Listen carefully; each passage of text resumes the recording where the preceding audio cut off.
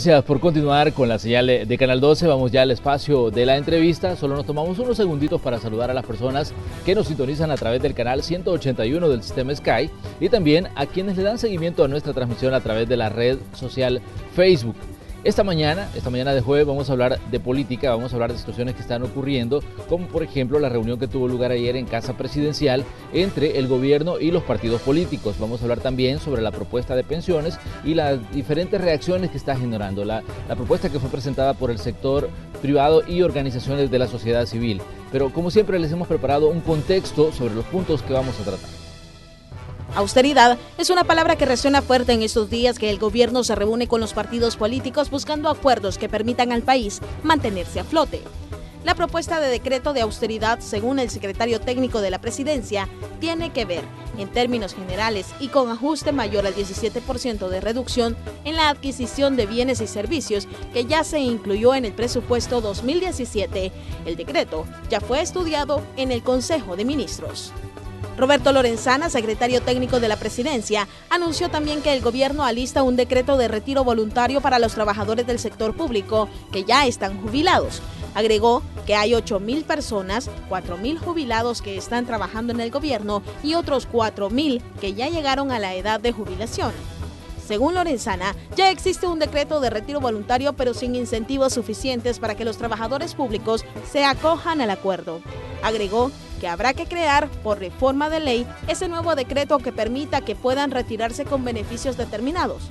El secretario aseguró que las 8.000 plazas serían congeladas durante un tiempo determinado. La propuesta forma parte del paquete de austeridad que el gobierno busca desarrollar en el acuerdo con los partidos políticos. Los ajustes se enfocarán también en reducir las remuneraciones, gastos en compras de vehículos, viajes, entre otros. Las medidas de austeridad deberán ser aplicadas por los ministerios, viceministerios e instituciones autónomas y los poderes legislativo y judicial. El gobierno además habló con los partidos políticos de la colocación de $600 millones en bonos a 12 años plazo y con un interés del 8.62%. Esta mañana vamos a conocer la visión del principal partido de oposición sobre los acercamientos con el gobierno y sobre los planes de austeridad. Comenzamos. Bueno, le vamos a dar la bienvenida a este espacio de Canal 12 al doctor Donato Baquerano, diputado por el Partido Arena. Doctor, un gusto saludarlo y un gusto recibirlo nuevamente aquí en Canal 12. Gracias, licenciado Burgos, es un placer saludarle y agradeciendo la oportunidad que nos dan de estar con el pueblo salvadoreño a esta hora de la mañana. Nuevamente, doctor, se habla de austeridad, se habla de ahorro, se habla de reducir gastos. El gobierno anuncia que quiere reducir por lo menos las inversiones que hace el gobierno, los gastos que hace el gobierno en $126 millones. ¿Cómo ven ustedes desde Arena este nuevo anuncio que ha hecho el gobierno en la reunión con los partidos políticos?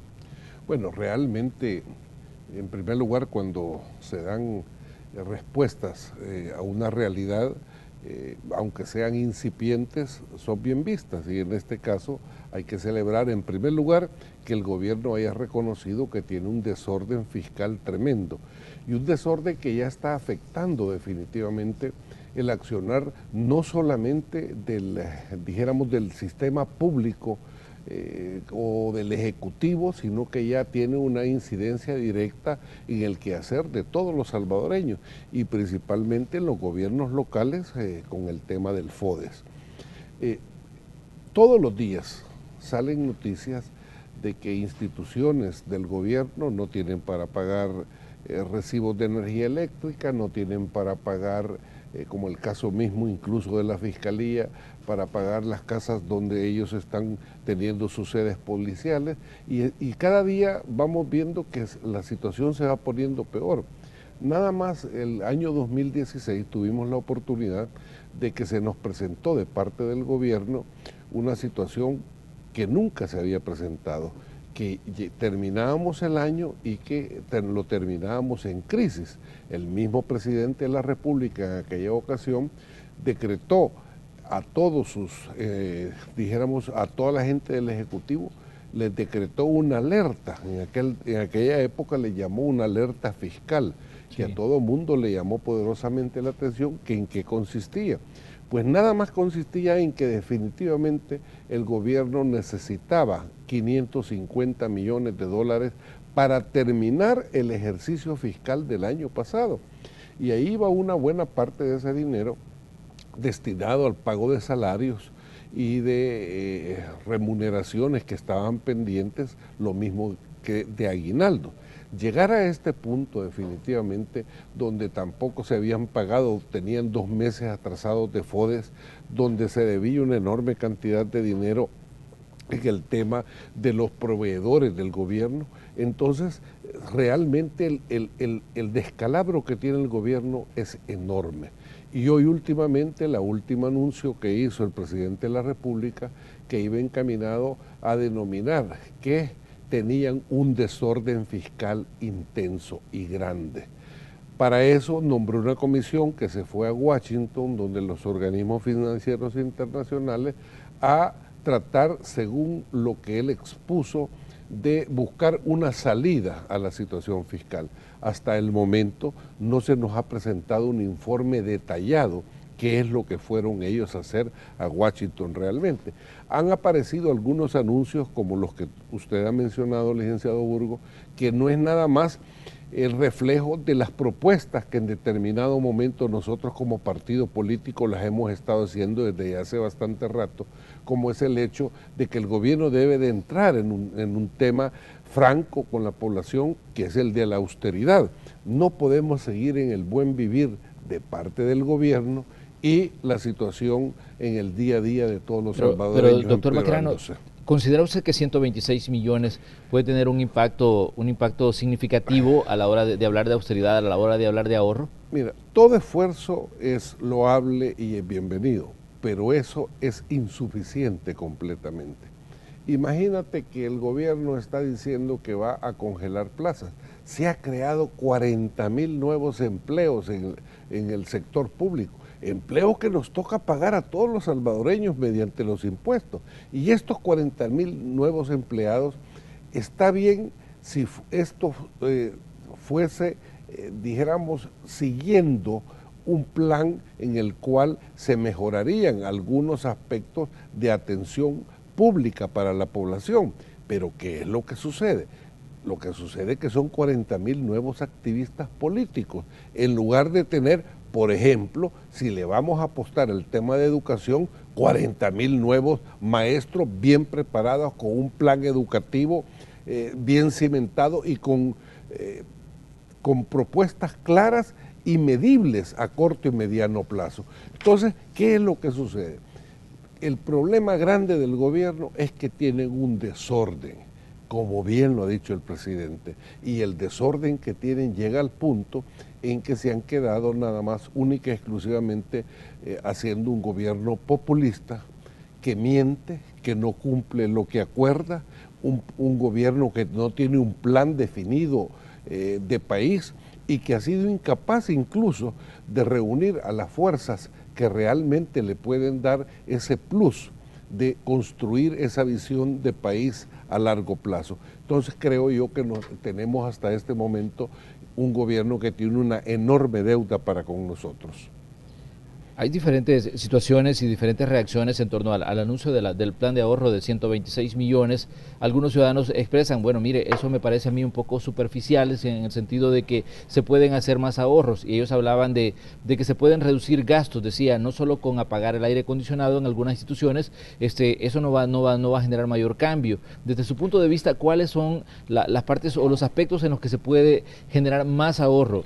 Bueno, un ahorro superior a los 126 millones que se ha anunciado. Bueno, un ejemplo claro que nosotros hemos propuesto en varias ocasiones y que fue quizás el tema principal de la reunión del día de ayer, que nosotros hicimos una propuesta clara. La política ha cambiado en el país, la sociedad está cambiando, la misma accesibilidad a los medios de comunicación y a la participación mediante las redes sociales ha cambiado definitivamente el quehacer político. Hoy hay obligatoriamente que entender lo que está sufriendo la población y darle respuesta a eso. Un ejemplo claro. Tenemos días de estar viviendo como país una serie de noticias que son dolorosas definitivamente, en el sentido de que cómo es posible de que puede existir una situación tan peculiar que, por un lado, hay una enorme cantidad de necesidades de parte de la población y por el otro lado hay un enorme despilfarro de los fondos públicos. ¿Qué es lo que nosotros propusimos el día de ayer? Hay un punto que ha sido fundamental en las noticias en estos últimos días y es el hecho de la utilización de algunos recursos de parte del gobierno que son enmascarados, como por ejemplo el uso de la famosa partida secreta presidencial. ¿Por qué hacemos este señalamiento? Porque por esa partida secreta presidencial hay dos expresidentes que están siendo ya juzgados en el sistema judicial.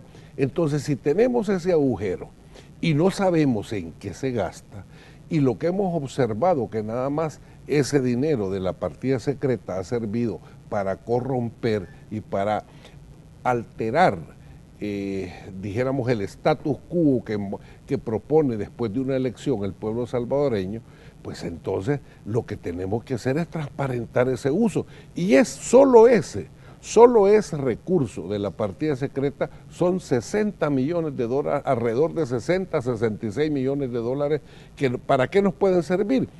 Para evitar el endeudamiento. Con eso podemos pagar las cuotas del IFA que tenemos pendiente, con eso podemos financiar la próxima campaña electoral, pero financiarla públicamente, no financiarla por medio de la partida secreta tratando de influir para construir una aritmética legislativa que no es correcta si no se hace transparentemente. Entonces, ¿qué significa? Plata hay. Lo que nosotros necesitamos de parte del gobierno no son anuncios superficiales como los que está haciendo, sino que siendo decisiones, dijéramos, valientes, decididas, que cambien el rumbo del quehacer político del país. Nosotros estamos conscientes definitivamente que la lectura política nos la tiene que ir dando el pueblo. Ya se acabó aquel quehacer político que los partidos o el político llegaba a hacer las propuestas. Hoy uno tiene que leer realmente qué es lo que piensa la población, qué es lo que está sintiendo y ser un ente en el cual sea un facilitador para resolver ese tipo de problemas. Pero hay receptividad a transparentar el uso de los fondos en reserva, como se le conoce hoy. Tenemos que ir caminando para eso, definitivamente. Hoy ya salió el secretario técnico haciendo algunas aclaraciones, como por ejemplo el hecho de que ya no se van a permitir los sueldos arriba de lo que gana el presidente de la República. Era ilógico que personas que están trabajando en autónomas, pagadas con dinero del pueblo, ganaran más que el presidente de la República. Es completamente ilógico. Hay una serie de gastos que se están recortando ya a propuestas nuestras. Un ejemplo claro es la disminución en la utilización excesiva que teníamos con viajes, con viáticos, con utilización de vehículos. Era increíble, había funcionarios públicos que tenían 3, 4 vehículos para utilizarlos. ¿Para qué? Si solo tienen un cuerpo nada más, ¿para qué van a necesitar más vehículos? Entonces, todo esto tenemos que ir entrando en una dinámica de responsabilidad. Vamos dando buenos pasos definitivamente, pero nos falta mucho por hacer. Los anuncios que está haciendo el gobierno de la República son tímidos, son pequeños pasos, y lo que necesitamos como país es dar un salto de calidad definitivamente. Ahora bien, pero cuando se habla de que los salarios no tienen que ser superiores a los del presidente de la República, se hacía la aclaración también que solo esto va para la gente que forma parte del órgano ejecutivo. Pero ¿qué pasa con el legislativo y el judicial? Ahí también hay salarios que son, digamos, muy buenos. No, mire, para esto definitivamente en muchas ocasiones hay exacerbación de algunos datos definitivamente. Pero para esto lo mejor que hay que hacer es hacer una auditoría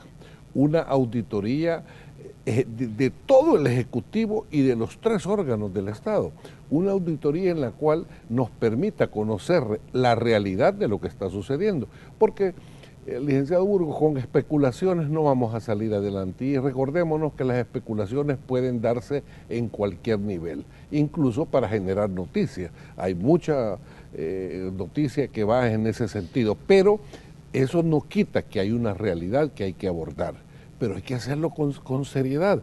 Nosotros hemos propuesto, y era parte de los acuerdos políticos que había firmado el FMLN en noviembre del año pasado, que íbamos a mandatar o que se iba a colocar o a construir una auditoría de todo el sistema, dijéramos, público. ¿Qué significa esto? Ver cuántas plazas se tienen, cuáles son las funciones que se tienen, cuáles son los sueldos que se tienen definitivamente.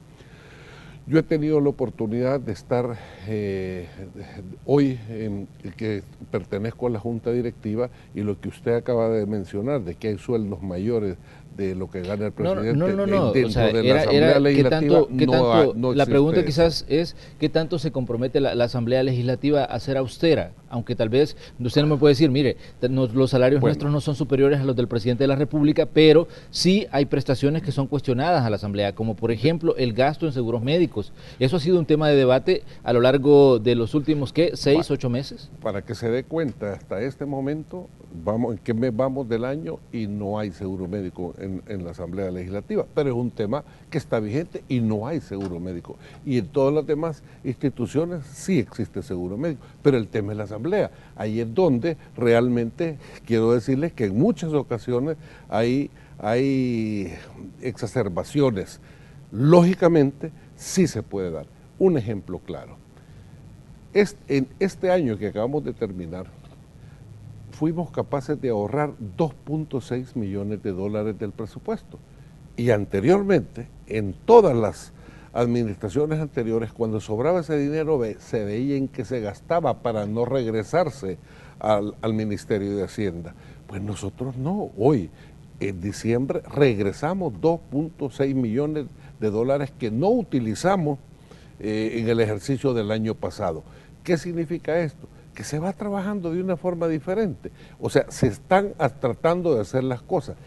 Señalamientos es lógico que van a existir, pero se va avanzando en ese sentido.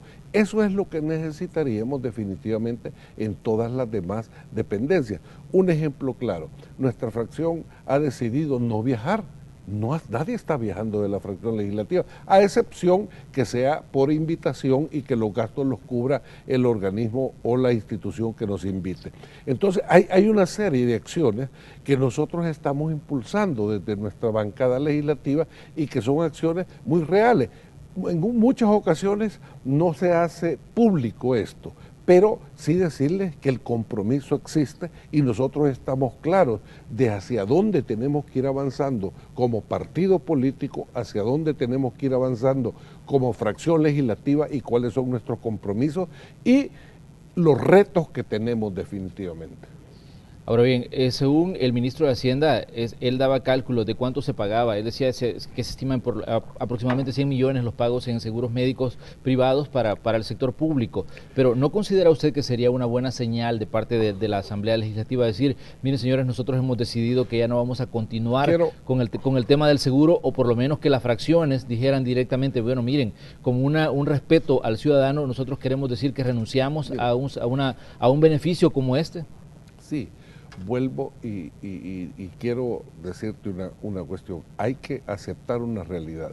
Han existido abusos enormes, definitivamente. Y yo en ese sentido sí quiero ser sumamente claro que los pasos que estamos dando son muy decididos en ese sentido. Hay una serie de señalamientos y tú los puedes tomar en cuenta que son muy reales. El abuso ha existido definitivamente y eso es lo que nosotros debemos de evitar definitivamente. Cuando yo llegué a la Asamblea Legislativa existían incluso muchas personas que se inscribían en viajes y no iban y cobraban viáticos y eso se dio, es una realidad, ¿verdad? Entonces todo esto lo tenemos que ir trabajando y lo tenemos que ir eliminando del quehacer. Nosotros estamos claros en eso, definitivamente. Ahora, el tema de los seguros también hay que verlo con mucha inteligencia, prudencia y responsabilidad. Un ejemplo claro, hay funciones determinadas de algunos funcionarios que le llevan en determinado momento a confrontar ciertos sectores. Sí. Y esos hay que cuidarlos. Un ejemplo claro, la Fiscalía. La Fiscalía en muchas ocasiones muchos fiscales llevan procesos en contra de mala praxis contra algún hospital y ese hospital entero se va a volver a defender a su colega.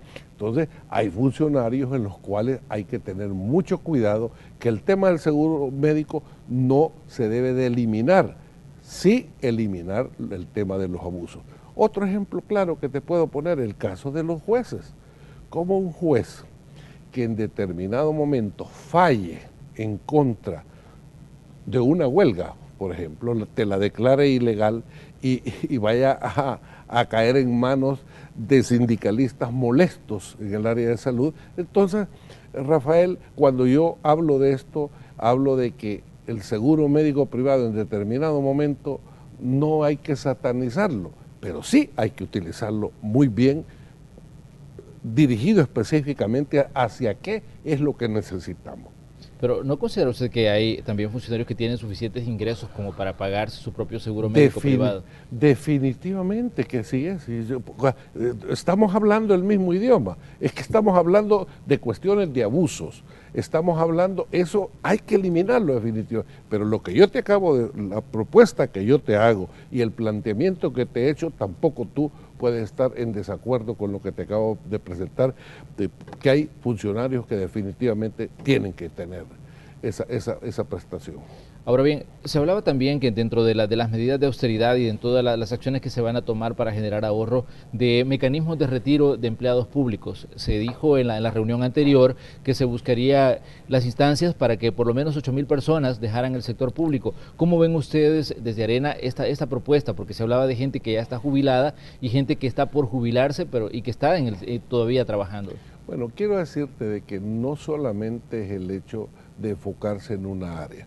Por eso nosotros hicimos la propuesta de que se debería de hacer un análisis integral, hacer una auditoría completa de todo el sistema público. ¿Por qué razón? Porque esa es una pequeña área, el tema de las personas que ya están por jubilarse o están jubiladas y continúan laborando. Porque ese es un pequeño, dijéramos, núcleo. Cuando nosotros analizamos todo el contexto, qué sucede con la cantidad de activistas que han sido contratados por el FMLN y que están devengando y que no hacen un trabajo efectivo o no tienen ninguna función en definitiva. A mí me llamó poderosamente la atención hoy que los empleados de una aerolínea que tenía que ver con el tema de ALBA, salen denunciando que en primer lugar que no les quieren pagar lo que por ley les corresponde y que hoy que ha cerrado, pero lo más importante, salen denunciando que eran llevados a algunas acciones político-partidarias, ¿verdad? Estuvieron en la fiscalía obligados, porque los llevaron obligados, y así funciona el FMLN, además de tener esa enorme cantidad de activistas contratados dentro del gobierno, además de eso también tienen a que se financian con eso, porque hay un buen porcentaje del sueldo que se los piden como partido político. O sea, alrededor del 15 o 30% del sueldo que cada activista recibe que va para el partido, porque siempre ha sido una norma que ellos han tenido, que cada trabajo que consiguen o cada empleado que logran introducir al sistema público, pues les quitan una parte. ¿Considera usted, doctor Baquerano, que el país puede, digamos, reducir los niveles de endeudamiento, reducir este ritmo que se tiene de adquirir nueva deuda cada año? Eso es una necesidad impostergable. Cada vez que nosotros vayamos tomándonos el tiempo para ir dilatando la toma de medidas, van a ser mucho más duras las medidas. Nosotros venimos con una lucha de tratar de que este gobierno se responsabilice desde el año 2012 específicamente. 2009 que ellos entraron, nosotros creíamos que iba a hacer un tipo de gobierno diferente. En el 12 nos encontramos que teníamos un hecatombe y que habían llegado con una voracidad que bien lo dice su eslogan, de buen vivir, ¿verdad? De repartir, de hacer fiesta, todo lo que es público, todo lo que es del pueblo, hay que hacerlo fiesta. En el 2012 nosotros tuvimos la oportunidad de tratar de implementar lo que es una ley de responsabilidad fiscal, aquella ley de responsabilidad fiscal del año 2016. ¿Qué te significa esto? Que cada vez que nosotros vamos postergando las decisiones que hay que tomar y las acciones que hay que tomar, pues va a ser más difícil. Hoy todavía ni siquiera nos han comentado de parte del gobierno qué temas fueron los que fueron a hablar a Washington. El pueblo debe de conocerlo, nosotros debemos de conocerlo definitivamente, cuáles son los temas que fueron a abordar, qué compromisos han llegado, cuáles son las propuestas técnicas que les ha hecho las entidades financieras internacionales, que ellos les tienen que haber hecho alguna propuesta. Entonces, todo eso nosotros no lo conocemos, solo nos salen con anuncios casi que como para que tratar de endulzarnos el oído. Y yo creo que el señalamiento que usted hace, licenciado, en el sentido de decir, mire, ¿será suficiente esto? Pues no es suficiente. Esas son medidas, son pasitos, pero pequeñitos comparados con lo que necesitamos. Si lo que el presidente ha anunciado, en primer lugar, que tenían una emergencia fiscal, y hoy, después, este año, que ha dicho hace como un mes, que tenían un desorden fiscal. El desorden fiscal está, y con esas medidas que ha anunciado el secretario de la Presidencia, no va a hacer absolutamente ningún efecto positivo. Necesitamos tomar medidas que realmente haya compromiso de parte de un gobierno responsable. No podemos continuar apagando fuego, y que se acuerden que ya el faro que tenían, que les iba a iluminar su acción allá en Sudamérica, en el caso de Venezuela, ya no existe. Hoy el faro de luz lo tenemos que construir todos los salvadoreños, todos los que tenemos que aportar una visión de país y trabajar por ella definitivamente. Vamos a hacer una pequeña pausa comercial y ya regresamos con más de la entrevista de Hechos AM correspondiente a este día jueves. Estamos conversando con el diputado por el Partido Arena, Donato Baquerano. Ya regresamos. Una vez más, ha comenzado a debatirse el futuro del sistema previsional. En la Asamblea Legislativa, los partidos mayoritarios, Arena y el FMLN, ya evidenciaron que no será fácil impulsar una reforma. El secretario general del FMLN, Medardo González, dice que la propuesta de reformas hechas por la Iniciativa Ciudadana para las Pensiones deja la carga económica al gobierno. Lo mismo dice el ministro de Hacienda, Carlos Cáceres, quien asegura que tiene dudas de esta propuesta. El partido oficial sigue haciendo apuestas por el plan de reforma planteado por el gobierno que daría pie a un sistema mixto. Ante esto, el jefe de fracción del partido Arena, Alberto Romero, dijo que la propuesta de la Iniciativa Ciudadana para las Pensiones contiene puntos importantes y que lo fundamental es que se protege el dinero de los trabajadores y no se sube la edad de jubilación. Para los voceros de Arena, lo ideal es que sea por consenso la aprobación de las reformas al sistema de pensiones.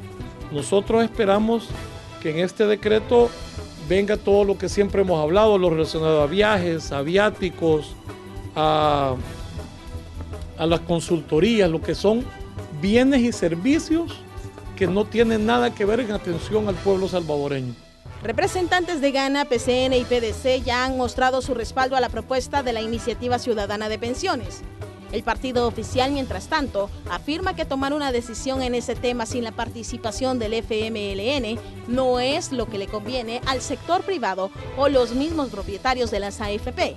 La propuesta presentada por la sociedad civil establece, entre otras cosas, que los trabajadores y patronos aporten más en cotizaciones y que las AFP reduzcan su margen de ingresos. Así, la cotización pasaría de 13 a 15%. De esto, un 10% sería para la cuenta individual de ahorro y 5% para crear una reserva de pensión vitalicia.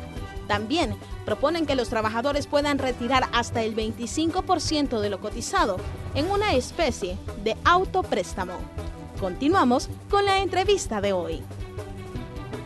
Bueno, y en la entrevista de hoy estamos conversando con el doctor Donato Baquerano, diputado por el Partido Arena, y hablábamos, doctor, sobre los niveles de endeudamiento. Y le preguntaba yo sobre diversas situaciones, y me llama la atención un punto que ha salido información de que se está gestionando un préstamo de 130 millones con el Banco Mundial para dirigirlo al proyecto de Jóvenes con Todo. ¿Cómo ven ustedes esta situación y si están dispuestos como Arena a dar sus votos para aprobar este tipo de endeudamiento, considerando que por ser, digamos, un préstamo tiene que pasar por la Asamblea Legislativa y tiene que contar con una mayoría calificada?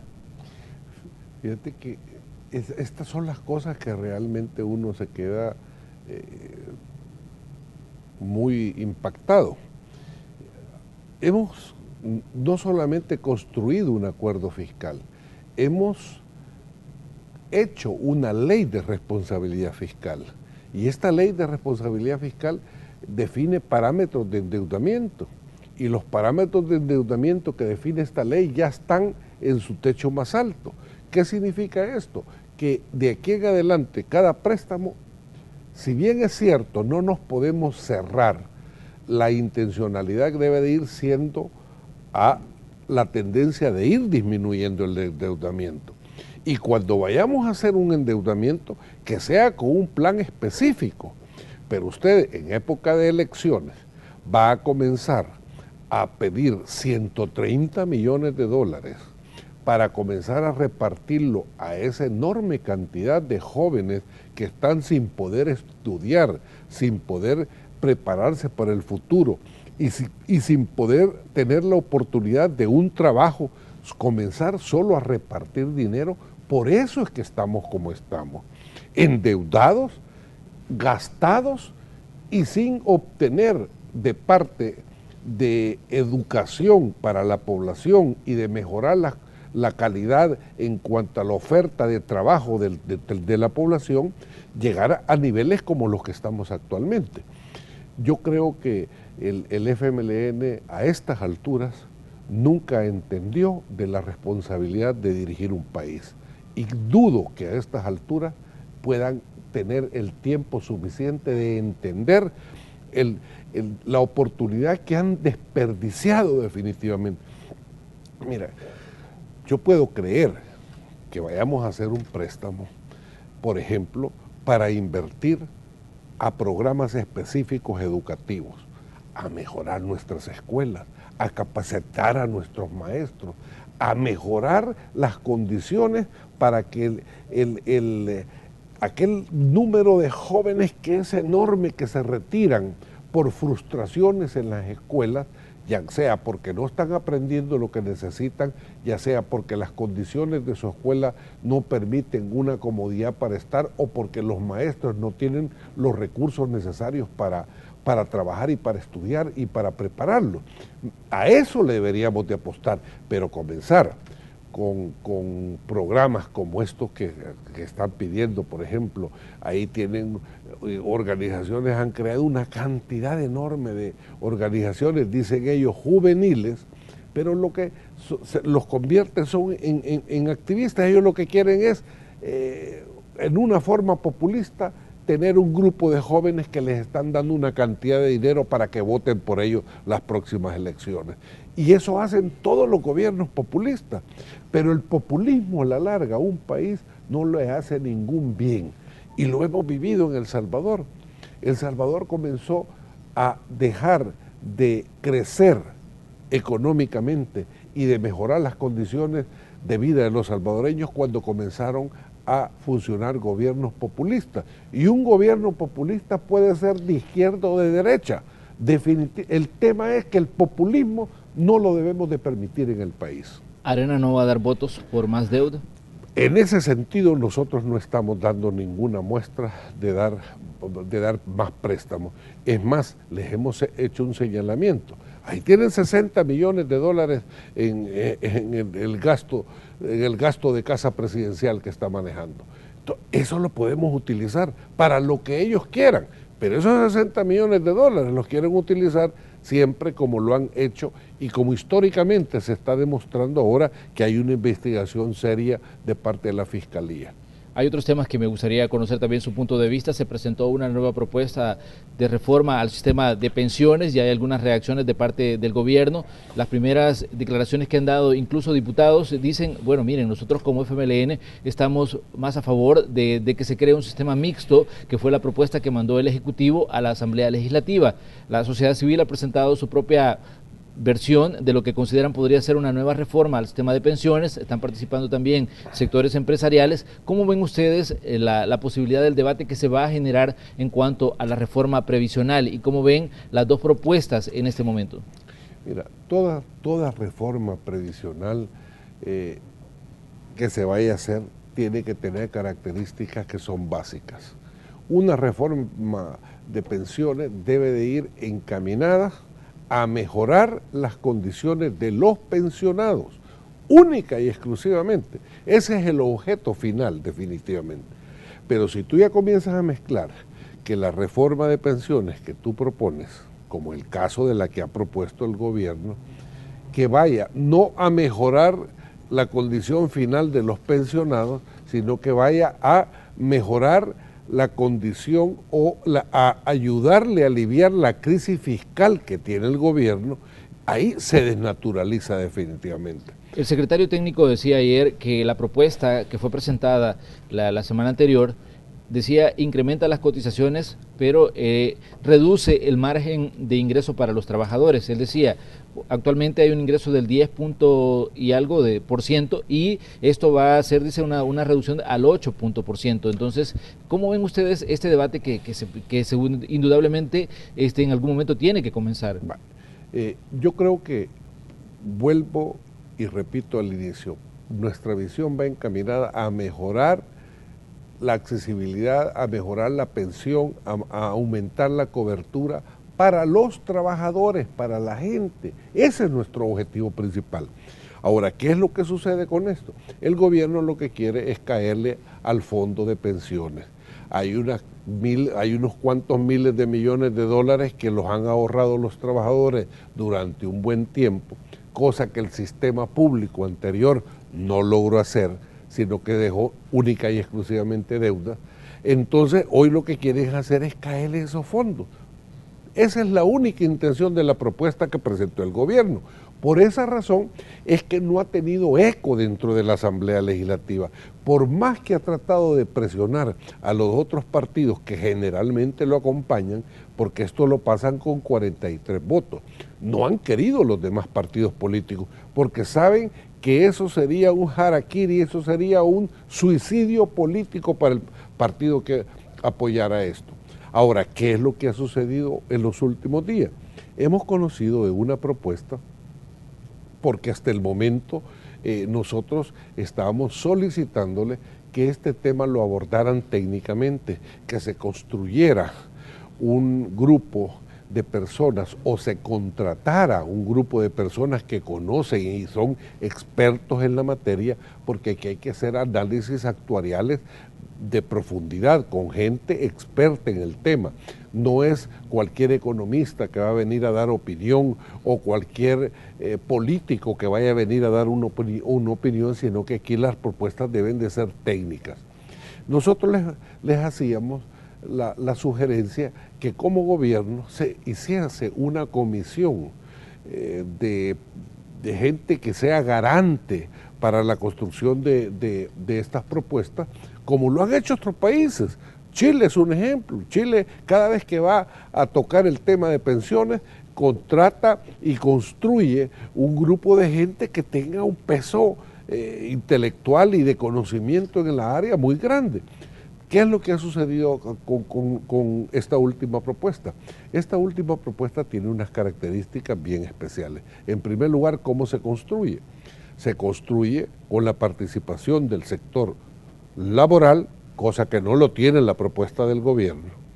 Se construye con la participación del sector empresarial, que es la otra parte que pone también dinero para el fondo de pensiones, cosa que no lo tenía la del gobierno. El gobierno solo lo había hecho el gobierno, unos funcionarios del Ministerio de Hacienda, y esa era la propuesta que tenía. ¿Qué es lo que sucede al final de cuentas? Yo puedo estar casi seguro de que no hay una propuesta, dijéramos, que vaya a ser perfecta. En determinado momento una propuesta tiene que tener algunos errores y algunos excesos, puede tener coberturas muy adecuadas algunas y la otra tal vez no. Entonces, ¿qué es lo que nosotros tenemos que hacer? Hacer un estudio realmente, ¿verdad? ¿Qué es lo que más le conviene al trabajador?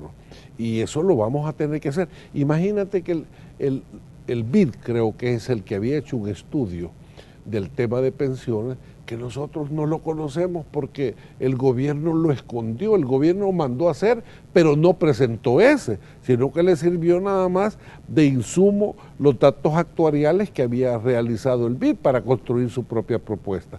Pero como te repito, las dos visiones son diferentes. La del gobierno pretende quitarle el dinero a los trabajadores. La otra que se ha presentado es una modalidad diferente. Nosotros hasta el momento no tenemos una respuesta porque el análisis es grande y es técnico, es complejo. No tenemos una respuesta de decir que vamos a apoyar en un 100%, pero sí tenemos la obligación de hacer un estudio concienzudo y de asesorarnos con gente que conozcan del tema para poder emitir opinión y para dar una respuesta. Me parece que hay características que son bien dijéramos, que se pueden reconocer, como por ejemplo, hay cosas que nos gustan a nosotros, por ejemplo, que se respete la propiedad individual. ¿Qué significa? Que lo que ha ahorrado un trabajador sea del trabajador. Y más ahora que con la propuesta que puede incluso accesar a un 25% de lo que ha ahorrado con materia de préstamo, que bueno, si a la larga es dinero de ellos mismos, pues verdad. ¿Le apostarían ustedes a que se fomente el debate entonces sobre las propuestas? Definitivamente eso es lo que tenemos que hacer, definitivamente. 2017 es un año muy interesante porque hay una cantidad de elementos que se tienen que definir este año. Ya vimos temas fiscales, temas previsionales, temas electorales, y hay situaciones que han ocurrido en los últimos días y que han generado todo tipo de reacciones. El caso del magistrado del Tribunal Supremo Electoral, Ulises Rivas, él fue suspendido por la Sala de lo Constitucional, siendo bueno de que él había pedido el voto para un partido político y una serie de situaciones. Esto ha hecho reaccionar a diversos sectores, sobre todo en el gobierno, que consideran que la sala pues está, digamos, atentando contra un proceso electoral, atentando contra un balance. ¿Cómo ven ustedes desde la Asamblea Legislativa como partido de oposición lo que está ocurriendo en el Tribunal Supremo Electoral, sobre todo con el caso de Ulises Rivas y la suspensión como magistrado? Mira, nosotros siempre hemos tenido una premisa de comportamiento, y es el hecho que nosotros creemos en la institucionalidad, en la independencia de los órganos del Estado, y en este caso la Sala de lo Constitucional emite una resolución y nosotros somos respetuosos y lo hemos sido no en esta, sino que en todas las demás resoluciones. Y si bien es cierto, es un organismo que en su funcionamiento no puede ser perfecto, pero sí ha tenido una serie de aciertos muy importantes para el país. En este caso, pues hay una resolución y ha sido tomada y emitida, dijéramos, con una solvencia que no hay ninguna duda de parte de ellos. Pero ¿se puede acusar a la sala de estar fraguando un fraude electoral? Mira, cuando un partido que es totalitario, un partido que tiene la tendencia a ser verticalista, y a que cuando no suceden las cosas como ellos quieren que suceda, comienzan los ataques. Eso es lo que hemos estado observando, porque no solamente han atacado a la Sala de lo Constitucional, nosotros hemos observado cómo incluso desde la Asamblea Legislativa trasladaban equipo y unidades móviles para ir a hacer mítines en frente a la Corte Suprema de Justicia. Hemos visto también cómo se ataca en este caso a la Embajada de Estados Unidos, cuando en estos momentos difíciles que estamos viviendo en materia de convulsión política interna de Estados Unidos, que nos afecta a nosotros por tener una enorme cantidad de salvadoreños, debemos de ser muy, dijéramos, acomedidos para emitir opinión y no ser tan prestos a la palabra fácil y de poco pensamiento, como lo hemos visto con los dirigentes del FMLN, en el sentido de comenzar a expresarse de que la embajada en contra de la embajadora de Estados Unidos, creo que no son acciones que realmente nos vayan a ayudar a todos los salvadoreños, ni a los que estamos acá, ni a los que están allá en Estados Unidos. Entonces, creo yo que hay mucha descoordinación y mucho hígado en muchas respuestas que observamos. La Sala de lo Constitucional, en el caso del magistrado Ulises, ha emitido opinión en base a cosas que son verídicas, definitivamente. Es más, él mismo lo ha externado en varias ocasiones, ¿verdad?, el magistrado Ulises. Y ahí han comenzado una lucha siempre con organismos internacionales, buscando, dijéramos, apoyos políticos. De acuerdo a lo que se ha dicho sobre el caso de Ulises Rivas, que esto favorecería en determinado momento a Arena, esta nueva correlación de fuerzas dentro del Tribunal Supremo Electoral. Eso favorece la democracia, definitivamente, porque nosotros no tenemos activistas políticos en ninguna institución. Los miembros de una institución tienen que realizar su trabajo, tienen que fortalecer la institución. En este caso, en el Tribunal Supremo Electoral, los magistrados que están en el Tribunal Supremo Electoral, con este tipo de acciones se les manda un mensaje claro. Activismo político no es importante en una institución tan delicada como el Tribunal Supremo Electoral. Y el llamado que yo les haría a los actuales magistrados es que la única lealtad que ellos pueden mantener muy en alto y los va a hacer llevar a la larga una buena gestión es ser leal con el pueblo salvadoreño y con la democracia y respetar la institución en la cual están funcionando.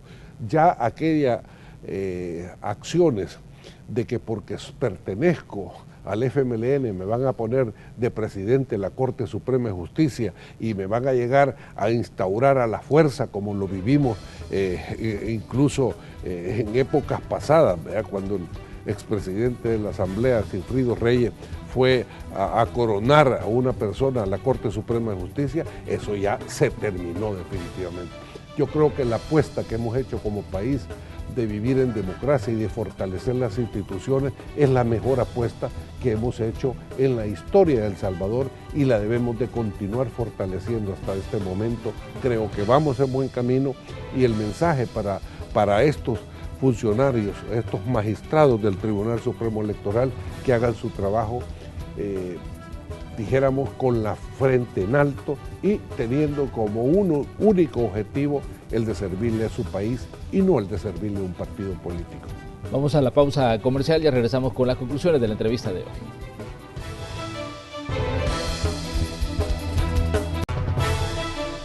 Bueno, estamos llegando ya a la recta final del espacio de la entrevista correspondiente a este día jueves 2 de marzo de 2017. Hemos tenido una conversación amplia sobre diversos temas con el doctor Donato Baquerano, diputado por el partido Arena. Doctor, me gustaría que habláramos también de situaciones partidarias. Ya hizo la convocatoria Arena para las elecciones internas. ¿Cómo ve usted las perspectivas del partido de cara al proceso electoral que se va a vivir el 4 de marzo de 2018? Bueno, con una expectativa muy positiva, definitivamente. En primer lugar, lo que sucedió el día de ayer en cuanto al lanzamiento y a la apertura ya de las elecciones internas de parte de nuestro partido es algo que nos llena de una enorme satisfacción por dos situaciones. En primer lugar, por el hecho de que hemos tenido la oportunidad de que por primera vez un COENA electo democráticamente y con voto secreto esté llevando este proceso. Y nos llena de una enorme satisfacción porque ya se elaboró todos los mecanismos de participación para las próximas elecciones y todos vamos a entrar en igualdad de oportunidades. ¿Y cómo ve, por ejemplo, declaraciones que daba el doctor Norman Quijano, que dice que está interesado en volver a postularse por la alcaldía de San Salvador? ¿Ve usted posibilidades de que esto ocurra? Bueno, Norman Quijano va a tener que competir con nuestros aspirantes que en materia democrática y de libertad van a querer accesar a un cargo tan importante como dirigir la comuna capitalina. Norman es un excelente político, un excelente diputado y ha sido un excelente alcalde. Entonces es un buen candidato, pero también hoy las normas que rigen el partido es que todos vamos a tener igualdad de condiciones. Norman, si va a querer accesar, pues va a tener que ir a una elección. Tiene primero que ser electo por las bases para luego entrar en una disputa ya mucho más amplia.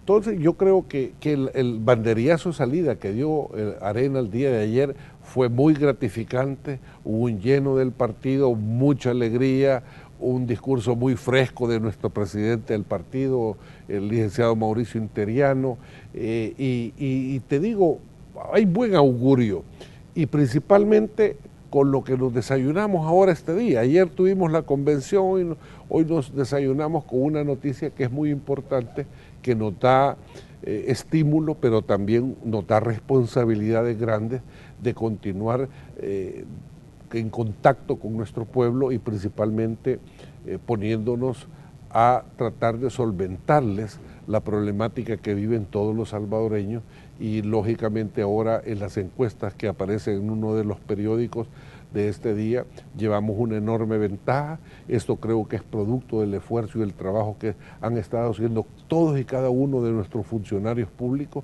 y de cara a la población, trabajando con las comunidades, que es lo que nos corresponde definitivamente. Y esto nos llena de una enorme satisfacción. Así es que hoy este día pues nos ha dado, dijéramos, un amanecer gratificante, pero al mismo tiempo con un enorme compromiso, porque la lucha y el trabajo que nosotros tenemos es para construir un país en el cual todos nos sintamos contentos, agradecidos por Dios por habernos dado una patria tan linda y principalmente por tener la oportunidad de darle a nuestros hijos la oportunidad que se eduquen y oportunidades de un empleo digno para que puedan vivir una vida que todos deseamos, con tranquilidad, con holgura y principalmente siempre sirviéndole a nuestro Dios Padre. Nayib Bukele por ahora no define si va a buscar la reelección. Todavía el FMLN dice que están en conversaciones para definir la posible candidatura a la reelección. En el caso de la alcaldía de San Salvador, ¿considera usted que Arena tiene las cartas como para competir con el señor Bukele? Mire, yo creo que en este caso de Nayib se ha ido complicando todo definitivamente. Hoy lo vi que estaba peleando con Secultura, con Cultura, peleándose con periódicos, haciendo acciones, yo los considero infantiles, pero muy nefastas definitivamente, como es el hecho de estar utilizando troles y todas esas cosas para hacer daño y en el anonimato, y hoy no hay anonimato para hacer cosas malas definitivamente. Entonces es mejor aprender a ser transparente y a dar la cara al pueblo salvadoreño de lo que realmente somos, ¿verdad? Entonces yo creo que en ese caso no lo que está haciendo Nayib, es más, no sé si ni siquiera por qué partido se va a lanzar, porque ahí se está peleando ya con el partido, con el frente, ¿verdad? No sé cómo irá a ser. Nosotros sí tenemos buenos candidatos definitivamente. Hay una cantidad enorme, hasta el momento no pudiera mencionar nombres porque sí hay un par de gentes que han externado pero Norman Quijano, quien ha dicho abiertamente que quiere postularse, ¿considera usted que le podría dar la pelea a Nayib Bukele por la alcaldía? Yo creo que cualquier ciudadano que sea electo por un partido político tiene la capacidad para poder ejercer una buena acción en la comuna. Aparte de que el alcalde realmente de la capital no ha hecho mayor cosa. Sí, una buena campaña publicitaria, pues, ¿verdad? Y tiene buenos trollers, tiene bueno manejo dijéramos, de redes sociales, pero obra aquí nosotros no le hemos visto definitivamente, pues, ¿verdad? Doctor, le queremos agradecer que haya venido a conversar con nosotros en este día jueves. Gracias por darnos su punto de vista sobre diversos temas que están ahí dominando las agendas periodísticas en estos días. Gracias, licenciado Burgos, y agradecerle a todo el pueblo salvadoreño por el hecho de haberme tenido la paciencia de estar en sus hogares y lamentando que doña Milena, el tráfico que viaja todos los días desde Santa Ana, no pudo ella estar acompañándonos. Pero de todas formas agradecerle al pueblo salvadoreño. Nosotros cerramos el espacio de la entrevista, les invitamos a que sigan con Canal 12 porque ya venimos con información en la segunda parte de Noticiero Hechos.